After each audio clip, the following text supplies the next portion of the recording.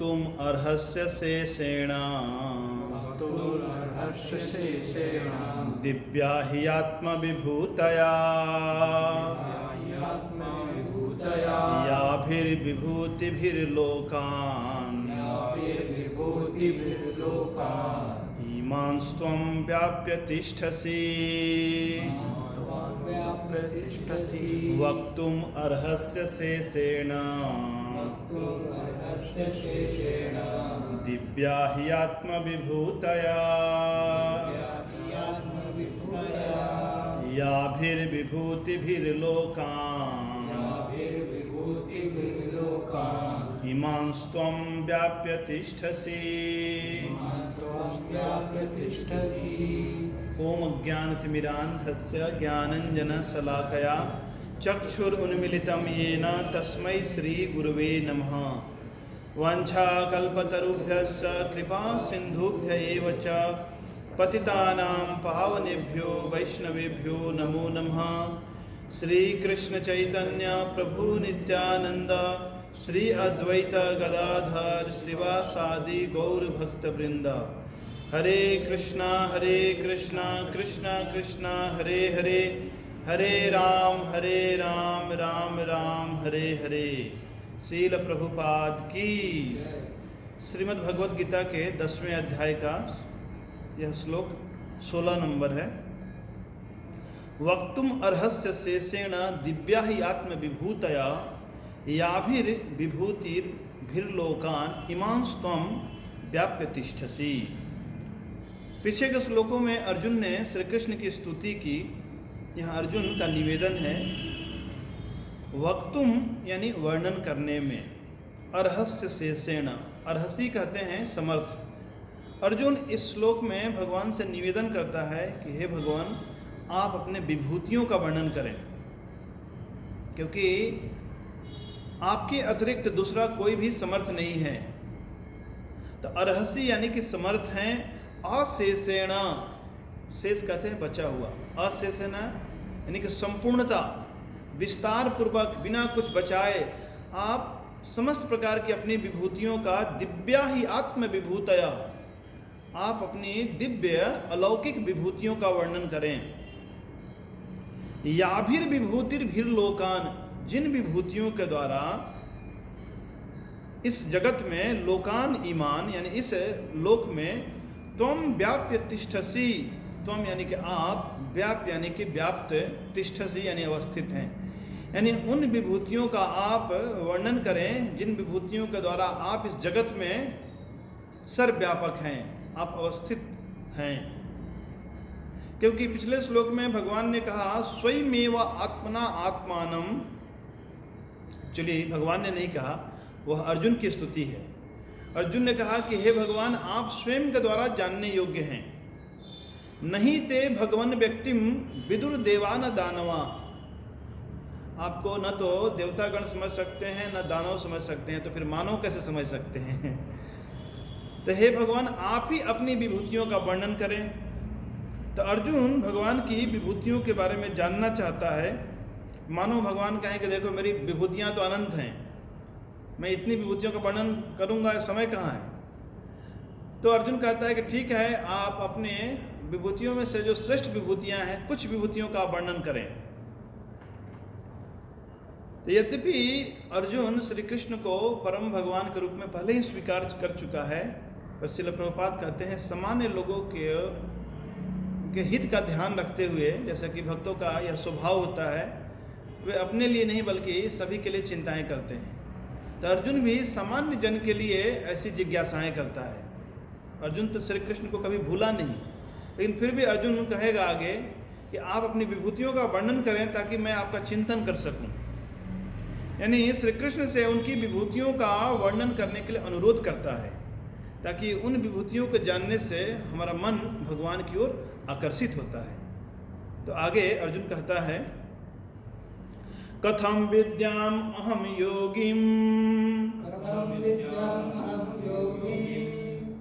कथम विद्याम अहम योगिन त्वां सदा परिचिन्तयामि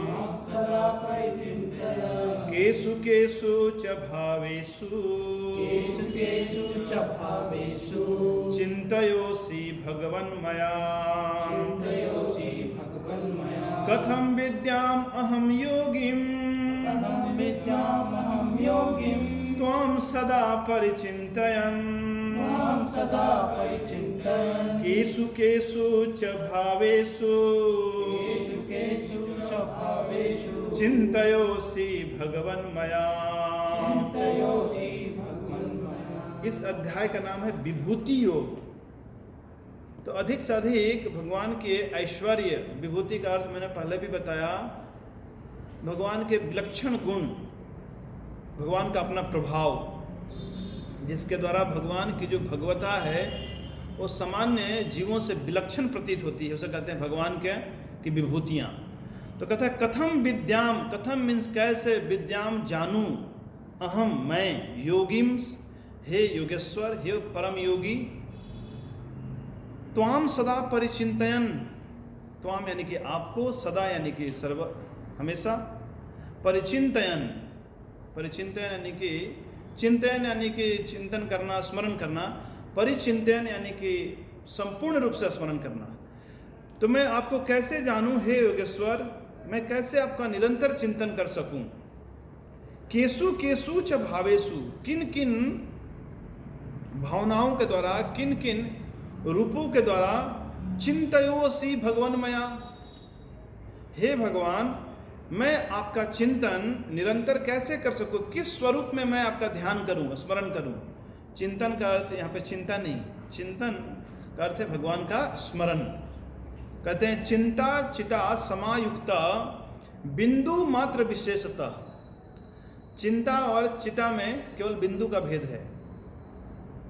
सजीव दहती चिता नहीं, सजीव दहती चिंता, निर्जीव दहती चिता। सजीव यानी कि जो जीवित है उनको चिंता जला डालती है, और जो निर्जीव है, जिनके शरीर से जीवात्मा निकल चुकी है, उसको चिता जलाती है। तो यहाँ पे हमें भगवान का चिंतन करना है। तो अर्जुन प्रश्न पूछता है कि कथम विद्याम, मैं आपको कैसे जानूं हे योगेश्वर, मैं कैसे आपका निरंतर चिंतन कर सकूं, किन किन भावनाओं के द्वारा, किस किस स्वरूप के द्वारा। यानी कि भगवान से कहता है कि आप अपनी कुछ विभूतियों का वर्णन करें, ताकि इस संसार में जो भी विलक्षण कुछ अद्भुत अलौकिक चीज़ें हैं तो उसको हम देख सकते हैं। कोई भी संसारिक व्यक्ति एकदम से भगवान की ओर आकृष्ट नहीं होता है, क्योंकि वो संसार की चीज़ों से आकृष्ट रहता है। उसका मन संसार में ही, कोई ताजमहल देखने के पीछे पागल है, कोई हिमालय का दर्शन करना चाहता है, कोई अन्य किसी अद्भुत चीज़ का को देखना चाहता है। तो भगवान अभी अपनी विभूतियों का वर्णन करेंगे आगे, कि कैसे कोई व्यक्ति इस संसार में भी भगवान का दर्शन कर सकता है। यद्यपि भगवान दिव्य हैं, भगवान हमारी इंद्रियों के परे हैं, लेकिन फिर भी जैसे भगवान कहते हैं मैं वृक्षों में मैं पीपल हूँ, मैं नदियों में मैं गंगा हूँ, मैं पर्वतों में हिमालय हूँ। इस प्रकार से भगवान ने कई विभूतियों का वर्णन किया है। तो अर्जुन यह कहकर संबोधित करता है योगिन। योगिन शब्द महत्वपूर्ण है, क्योंकि भगवान परम योगी हैं, भगवान योग माया के भी ईश्वर हैं। यानी जब तक भगवान न चाहें तो कोई भी व्यक्ति भगवान को नहीं समझ सकता। भगवान ने कहा है नाहम प्रकाशः सर्वस्य, मैं सभी के सामने प्रकाशित नहीं होता हूँ। योग माया समावृता, मैं अपनी योग शक्ति से मैं आवृत रहता हूँ, मैं ढका रहता हूँ। लेकिन भगवान चूँकि योगेश्वर हैं, मायाधीश हैं, तो भगवान अपनी माया के प्रभाव को हटा सकते हैं। तो चूँकि संसार में व्यक्ति भगवान की ओर सामान्यतः आकृष्ट नहीं होता, इसलिए अर्जुन फिर से सामान्य लोगों के हित के लिए ऐसी विभूतियों के बारे में सुनना चाहता है। तो अगले श्लोक में अर्जुन कहता है विस्तरेण आत्मनो योगम विभूतिं च जनार्दन भूयः कथय तृप्तिर्हि शृण्वतो नास्ति मे मृतम्। विस्तरेण आत्मनो योगम विस्तरेणात्मनो योगं विभूतिं च जनार्दन विभूतिं च जनार्दन भूयः कथय तृप्तिर्हि कथय तृप्तिः शृण्वतो नास्ति मे मृतम्। शृण्वतो नास्ति मे मृतम्। अर्जुन कहता है कि आप विस्तार से अपनी विभूतियों के बारे में बताएं। इन तीनों श्लोकों में एक ही बात अलग अलग रूप से अर्जुन कह रहा है। तो मानो भगवान कहे कि मैं तो पहले ही बता चुका हूँ, 7वें अध्याय में अपनी विभूतियाँ बताई मैंने, 9वें अध्याय में बताया, तो तुम इतनी विभूति क्यों सुनना चाहते हो? तो अर्जुन कह रहा है कि विस्तरेण आत्मनो योगम, आप विस्तार पूर्वक आत्मनो योगम, अपने योग को, विभूतिम च और विभूतियों को, हे जनार्दन, हे दुष्टों को दमन करने वाले। जनार्दन का एक अन्य अर्थ है भक्तों को आनंद प्रदान करने वाले भी होता है, लेकिन ठीक है, श्रील प्रभुपाद ने इस श्लोक में जनार्दन का अनुवाद किया है दुष्टों को, नास्तिकों को ऐसे दंड देने वाले। भूया, भूया यानी कि पुनः, फिर से, कथया, कहिए। तो भगवान ने क्यों कहूँ? तो अर्जुन कहता है तृप्तिर ही शृण्वतो न अस्ति, बारंबार सुनने के बाद भी तृप्ति नहीं हो रही है मुझे। आप जितना अधिक अपनी विभूतियों के बारे में सुनाते हैं, मन करता है और सुनाइए और सुनाइए। क्यों? क्योंकि ये अमृतम, क्योंकि ये अमृत के समान है। तो भगवान के मुख से जो वचन निकलते हैं वे सब क्या हैं? अमृत तुल्य हैं, अमृत वचन है। तो विस्तार से अपने योग और विभूतियों को बताएं, पुनः कहें, क्योंकि मैं जितना अधिक इन विभूतियों के बारे में सुनता हूँ तो मेरा मन और इन विभूतियों को सुनने का करता है, यानी तृप्ति नहीं होती। जैसा कि हम भूखे हैं, भोजन मिल गया तो तृप्ति होती है, फिर से कोई लाया भोजन हम नहीं ग्रहण करेंगे। प्यासे हैं, पानी मिल गया, तृप्त हो गए। लेकिन अर्जुन कहता है कि नहीं, आप और सुनाइए और सुनाइए, क्योंकि अर्जुन श्री कृष्ण से अधिक प्रेम करता है। तो जहाँ भी प्रेम है तो वहाँ पर तृप्ति नहीं होती है। प्रेम का स्वभाव है प्रतिक्षणम वर्धमानम। संसार में भी देखा जाता है, लोग एक दूसरे से बातें करते हैं। क्या बातें करते हैं? वही बातें करते हैं। हालांकि ये तो सांसारिक बातें हैं, वार्ता है, इसमें तो कोई रस भी नहीं है। कुछ दिन के बाद जो पहले एक दूसरे के बिना जी नहीं सकते थे, अभी एक दूसरे के साथ रह नहीं सकते हैं। ये स्थिति वो बन जाती है। जैसे देखो, प्रभुपाद लिखते हैं उस श्लोक के तात्पर्य में कि संसारी विषय जो हैं, जो उपन्यास है और ऐसे कई साहित्य हैं, तो लोग उनको पढ़ के उब जाते हैं। लेकिन भगवान की कथाओं को सुनते सुनते कभी मन उबता नहीं है, क्योंकि क्या है, ये कथामृत है। जैसे न्यूज़पेपर, कोई व्यक्ति तो सुबह वो न्यूज़पेपर पढ़ चुका है तो शाम को नहीं पढ़ता, शाम को फेंक देता है वो। कुछ मैगजीन होते हैं तो उसका वैल्यू 1 महीना होता है, 1 महीने तक चलता है, फिर अगले महीने कोई देखता भी नहीं है। वैसे ही कोई नोवेल है और अन्य कोई साहित्य है संसारी, तो एक बार पढ़ लिया तो उसको देखता भी नहीं कोई। लेकिन गीता, भागवत, रामायण और जो अन्य दिव्य साहित्य हैं, बारंबार भक्त उसी का चिंतन मनन करते रहते हैं और आस्वादन करते रहते हैं। तो यह दिव्य साहित्य का एक गुण है कि कभी भी इससे मन भरता नहीं। तो अर्जुन की प्रार्थनाएं और निवेदन सुनने के बाद अगले श्लोक में भगवान बोलना प्रारंभ करेंगे। तो भगवान कहेंगे कि तो मैं केवल मुख्य मुख्य विभूतियों का वर्णन करूंगा, क्योंकि मेरी विभूतियां अनंत हैं, अनंत काल लग जाएंगे। जैसा कि मैंने पहले ही बताया, यदि भगवान के संपूर्ण ऐश्वर्य और महिमा को अनंत शेष अपने अनंत फणों से भी गान करना करें तो भी पूरी नहीं कर सकते हैं कि भगवान की महिमाएं इतनी हैं। तो भगवान इस अध्याय में कुल 42 श्लोक हैं। तो अगला श्लोक है 19 नंबर। तो 19 नंबर श्लोक से लेकर 42 नंबर श्लोक तक कितने श्लोक हुए? नहीं, 24 श्लोक हुए। तो इन 24 श्लोकों में, क्योंकि 19 भी तो काउंट करोगे, तो 19, 20 हो गया 2 श्लोक और आगे 22 श्लोक, तो 24 श्लोक हुए।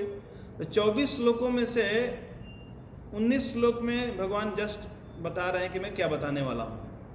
तो 20वें श्लोक से लेकर 40वें श्लोक तक, इन 20 श्लोक में केवल भगवान ने अपनी विभूतियों के बारे में, 71 विभूतियों के बारे में वर्णन किया है। और अन्य किसी रूप से हम देखेंगे तो कभी कभी उसकी गणना 84 होती है। तो हम जब विभूतियों का वर्णन करेंगे तो वहाँ हम चर्चा करेंगे। और आगे का जो आखिरी जो 3 श्लोक है 40, 41 और 42, क्योंकि 20वें श्लोक से लेकर 39वें श्लोक तक इन 20 श्लोकों में ही भगवान ने अपनी विभूतियाँ बताई हैं। आखिरी के 3 श्लोक में भगवान कहते हैं मैं क्या क्या बताऊँ तुमको। अथवा बहुनई तेना किम ज्ञातेन तवार्जुन विष्टव्याहम इदम कृष्णम एकांशेन स्थितो जगत। इस प्रकार भगवान कहेंगे कि बस मेरे एक अंश से यद्यद विभूति मत सत्वम श्रीमत ऊर्जितम एव वा तत्तद एव गच्छतम मम तेज अंश संभवम। मेरे तेज के एक अंश से ही इस विराट जगत में जो कुछ अद्भुत और अलौकिक दिखाई देता है वो व्याप्त है। तो भगवान इस 10वें अध्याय में केवल वर्णन करते हैं और 11वें अध्याय में उसको दिखाएंगे। तो कुछ आचार्य कहते हैं कि ये जो 10वां अध्याय है ये रेडियो न्यूज़ है, और जो 11वां अध्याय है भगवान का विश्व रूप विराट दर्शन, वो क्या है, वो टेलीविज़न का है। तो 10वां और 11वां अध्याय दोनों में ही भगवान के ऐश्वर्य का वर्णन हुआ है, लेकिन 10वां अध्याय में भगवान के कई ऐसे ऐश्वर्य का वर्णन हुआ है जिसका हम केवल और केवल कानों से ही सुनकर अनुभव कर सकते हैं। ये दोनों ही अध्याय महत्वपूर्ण है जहाँ पर सीधे सीधे भगवान की विभूतियों का वर्णन है। इसमें बहुत ज़्यादा दर्शन नहीं है, समझने में ऐसा कोई भी श्लोक कठिनाई नहीं होगी। तो आने वाले जो सारे श्लोक हैं उसमें भगवान कहते हैं मैं देवताओं में मैं इंद्र हूँ, मैं महर्षियों में मैं भृगु हूँ। तो इस प्रकार से एक एक दिन में हम 4-5 श्लोक करके पूरी करेंगे। श्रील प्रभुपाद की, श्रीमद् भगवद गीता की।